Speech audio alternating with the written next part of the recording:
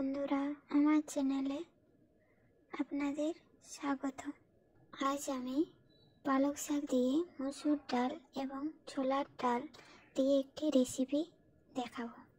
প্রথমে আমি কড়াইয়ের মধ্যে তেল দিয়ে দেব, তারপর কুচনো পেঁয়াজ এবং লঙ্কা দিয়ে দেব, হালকা লবণ দিয়ে দেব। পেঁয়াজ লাল লাল হয়ে এলে কাটা টমেটোগুলি দিয়ে দিতে হবে। তারপর আমি একটু ভালোভাবে ভেজে নেব যাতে টমেটো একটু গলে যায়। হালকা ভাজা ভাজা হয়ে এলে এরপর কিছু ছুলে রাখা মটরশুঁটি দিয়ে দেব। মটরশুঁটিগুলো একটু ভালোভাবে নাড়াচাড়া করে ভেজে নিতে হবে। হালকা ভাজা হয়ে গেলে পালক শাকগুলি দিয়ে দেব, দিয়ে নাড়াচাড়া করে নেব হালকা ভেজে। তারপর 1 চামচ হলুদ এবং 1 চামচ মিক্স মশলা দিয়ে দেব।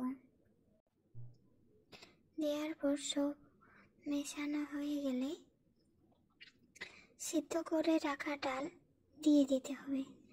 সিদ্ধ করে রাখা ডাল দেওয়ার পর সবগুলো মিশিয়ে নিতে হবে।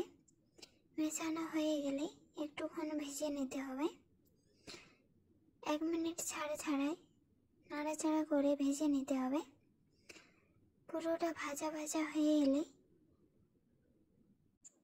হালকা জল দিয়ে দিতে হবে।